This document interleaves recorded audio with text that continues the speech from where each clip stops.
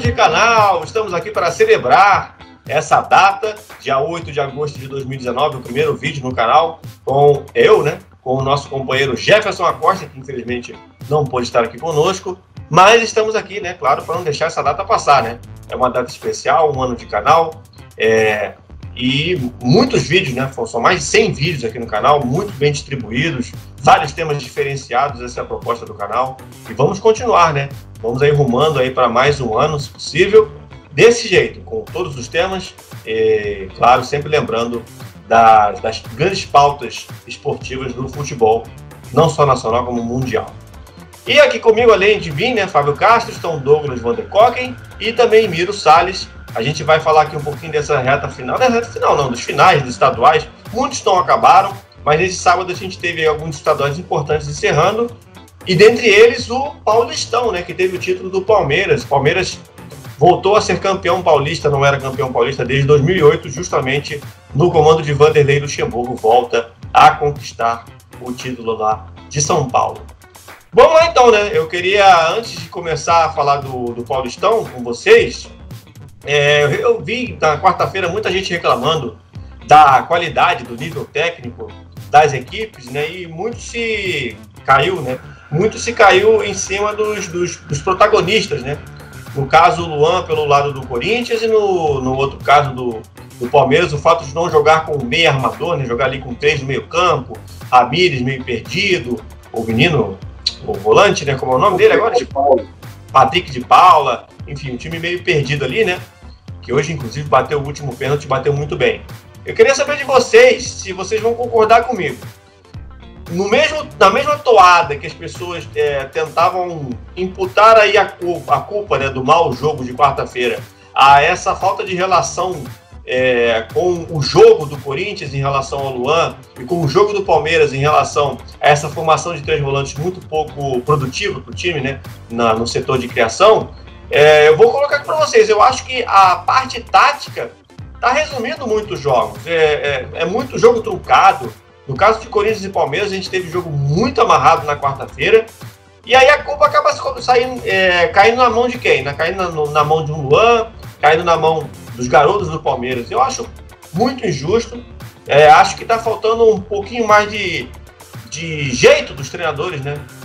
Mais falando aqui em relação a Corinthians e Palmeiras, para conseguirem, de alguma forma, desarrumar o adversário.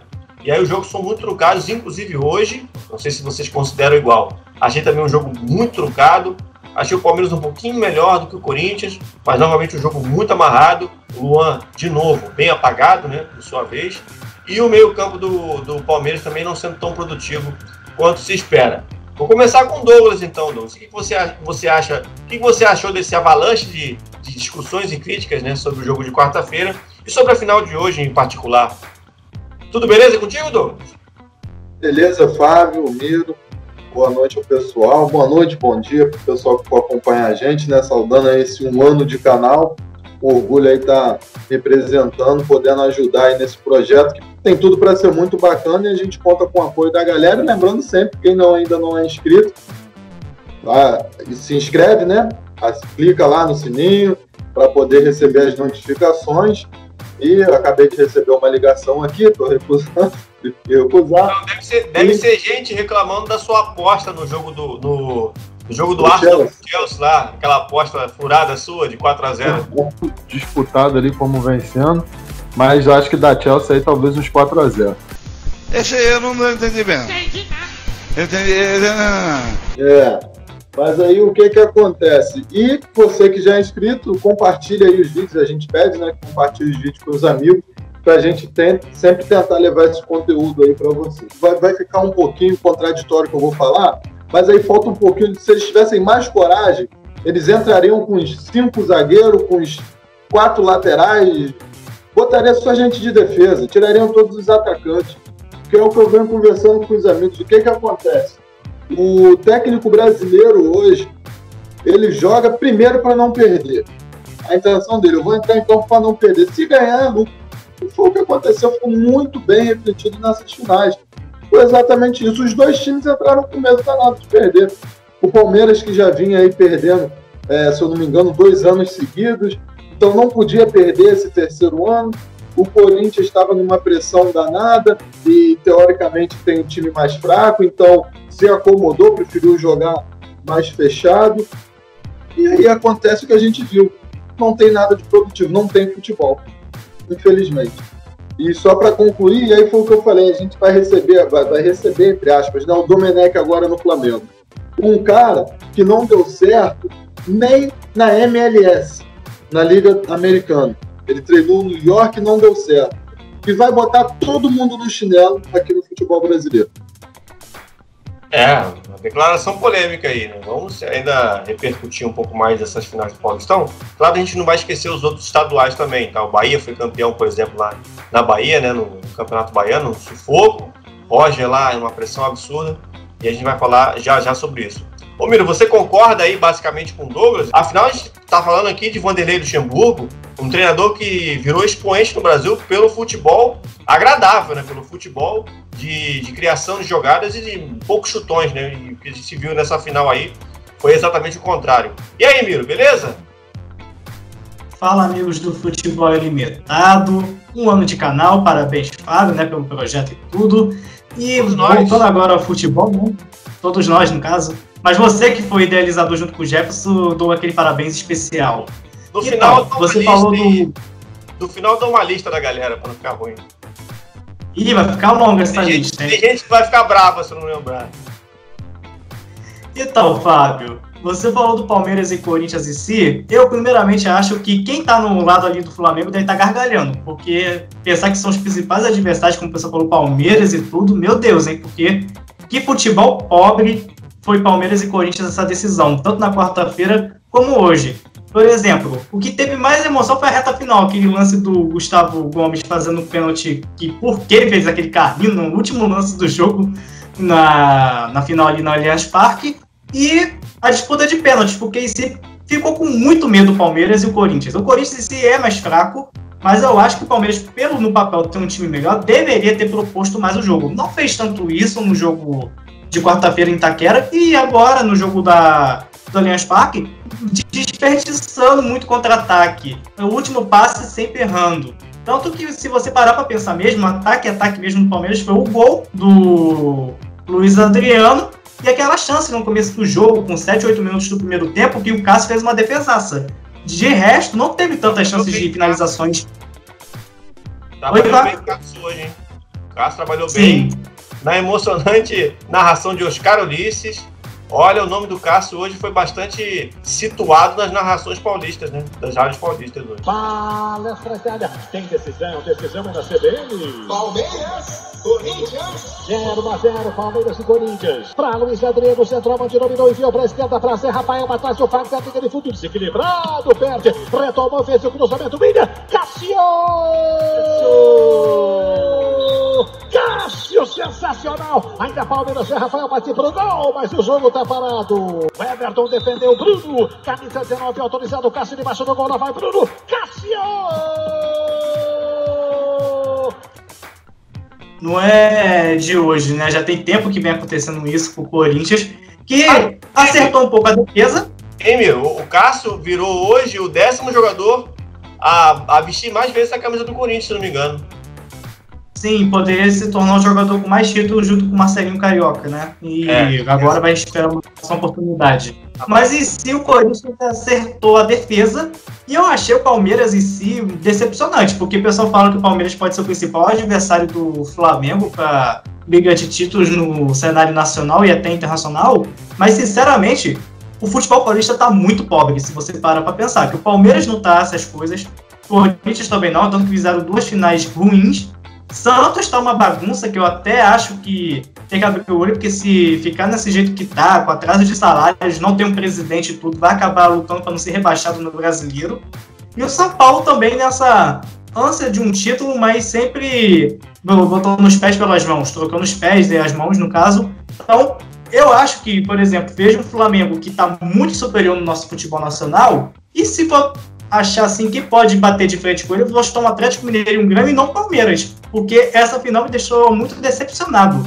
A maioria das vezes, né? E teve jogos que o Palmeiras foi senhor da partida, mas na maioria das vezes é um jogo de pouca evolução, de muito chutão, O Corinthians, talvez se tivesse um pouquinho mais de qualidade técnica, eu não vou falar nem discutir Thiago Nunes, qualidade técnica, pegar a bola, ter um jogador que decida, que chegue, que avance o time, que você tenha o conforto de avançar suas linhas e empurrar o adversário no seu campo de defesa com organização, talvez fosse um pouquinho mais feliz e tivesse empatado ou até virado, dependendo das circunstâncias. Acabou conseguindo ali um pênalti muito mais na falha palmeirense do que no mérito do Jô, né? Porque eu não sei o que deu na cabeça do Gustavo Gomes na hora que ele deu um carrinho ali com a perna aberta.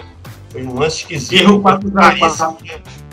Pênalti muito claro, que o Luiz Flávio de Oliveira não teve dúvida, marcou a marca da cal ali logo na hora, no momento que viu, e o Jô bateu ali com muita confiança, mas o goleiro quase pega, né? E acabou empatando o jogo depois de que o Luiz Adriano havia aberto o placar de cabeça. Mas é aquilo, tem um impacto porque é o Palmeiras sobre o Corinthians, ou seja, vai para a história de qualquer forma, né? Tá no livrinho, tá na agenda do palmeirense esse jogo, né?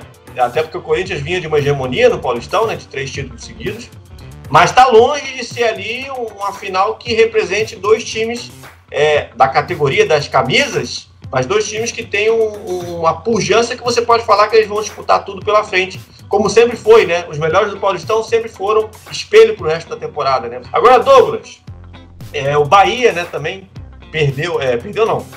empatou, né? Tava perdendo o gol de Magno Alves, conseguiu nos pênaltis ali o título do Campeonato Baiano e o Roger na balança, né?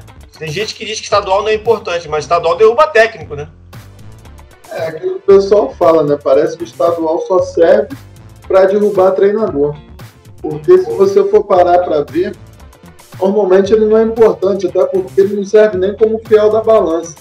A gente vê muitos times que são campeões até do seu estado e quando chega no brasileiro passa um sufoco danado. A gente esperava, né, que fosse ganhar até com folga, e assim, foi até surpreendente esse resultado, empatando em 1-1, Bahia fazendo gol nos minutos finais do jogo, conseguiu ganhar nos pênaltis. E, assim, o Roger, cara, é um daqueles treinadores que eu costumo dizer que ele é mais ou menos na mesma situação que o Diniz. A gente torce para dar certo porque é um cara que tenta sair mais do mesmo, né? Se no comentário anterior eu reclamei do estilo dos técnicos brasileiros, a gente vê o Roger e o Diniz tentando fazer alguma coisa diferente. Mas não sei o que acontece, se é azar, o que é, e não dá certo. A gente viu o Diniz no Fluminense tendo posse de bola, massacrando, perdendo vários gols. No São Paulo eu já vi ele com bastante posse de bola, encurralando os adversários e perdendo os jogos. E com o Roger eu não tenho acompanhado o Bahia nesse começo de ano, mas pelo que eu vi no ano passado, era um time que gostava de jogar, era um time que gostava de ter a bola. E deu resultado no brasileiro, mas esse ano no baiano lá, deu resultado de certa forma, né? Mas por ele estar tão pressionado assim, eu acredito que não estão desempenhando o mesmo futebol que vinham no ano passado, mas são 2 caras que eu torço para que deem muito certo. Assim, eu pude fazer aqui um pós-jogo do jogo do Bahia com o Ceará na Copa do Nordeste, agora nesse meio de semana com o Sidney. Uma coisa que a gente discutiu muito aqui é que o Bahia, ele, para muitos na imprensa do Sudeste, né, o trabalho do Roger, que é um treinador muito bom, a gente não discute isso, mas para muitos parece que está ali no mar de rosas, com a torcida, que está tudo muito bom, que não tem nada conflitante. Sempre que quem acompanha o Bahia de fato sabe que a torcida está muito desconfiada do trabalho do treinador. Inclusive, a gente não sabe a permanência dele e é garantida mesmo com o título. Eu acho que talvez se você tivesse hoje embalado com uma grande vitória sobre o fraquíssimo Atlético de Alagoas, pelo menos a nível nacional, né? Nem divisão tem. E Magno Alves, né, 44 anos, se não me engano, sendo o artilheiro, né, do time, já havia marcado contra o Bahia Sub-20 no Baiano e agora voltou a marcar nesse jogo de hoje. Então fica aquela impressão de que é tudo muito bom, porque o Bahia ano passado fez um campeonato que gerou uma expectativa de disputar uma Libertadores e tudo mais, no final acabou engafinhando um pouco, né, e não conseguiu. Mas o Bahia teve reforços nessa temporada que poderiam estar rendendo mais do que renderam. Eu acho que o fato de o Bahia perder o título da Copa do Nordeste para o Ceará, que teve reforços interessantes, mas pelo trabalho já esculpido do ano passado, o Bahia tinha que estar mais à frente do Ceará e não levar 2 porradas como levou nas duas decisões, né? Mas acho que o grande problema deles é a Copa do Brasil, né? Acho que é o que vem mais... E também, bem lembrado. Queria falar sobre Cuca no Santos. Eu queria saber de você, Miro, se você acha coerente, né? Porque o Cuca, na época que saiu do Santos, ele saiu meio bravo, meio aborrecido com a direção. Tinha aquele plano de fundo da cirurgia que ele precisava fazer. Aí se desligou do Peixe. E agora voltou, né? Com a mesma gestão lá do Santos. Voltou e quer aí fazer história no Santos. O Santos está cheio de problemas. Pois é, eu achei que ele foi muito incoerente, primeiramente, porque já tem uns 2 anos e meio, que o Botafogo sempre tentou soldar ele para contratar. Ele é muito querido, né, pela passagem de 2007 e 2008 no Clube Alvinegro do Rio de Janeiro. E ele falou que não voltaria ao Botafogo porque queria ter um elenco para ser campeão. Então, como o Botafogo não pode fornecer isso no momento, pela parte financeira, ele não voltaria. Mas eu te pergunto, o Santos tem como fazer isso? Porque o Santos em si perdeu o jogador na justiça, tá tendo um certo desmanche na comparação com o time que foi vice-campeão com o São Paulo na temporada passada. E ele voltou para o Santos depois de ter brigado com o presidente, mas nesse meio tempo parece que os dois fizeram uma amizade, porque parece que todo jogo, depois da rodada, parece que o presidente do Santos e o Cuca viraram amigos depois da passagem dele na Vila Belmiro. Vive trocando mensagem pelo WhatsApp, pelo menos a informação que eu fiquei sabendo. No Santos ele foi mais ou menos bem no turno, ele conseguiu fazer o time ficar em segundo lugar no retrospecto geral do segundo turno da temporada de 2018, porém ele saiu no meio porque brigou com o presidente e tudo, né? E se você parar para pensar, o presidente do Santos é uma pessoa difícil de lidar, tanto que o prazo de dirigente de futebol no Santos é de 6 meses.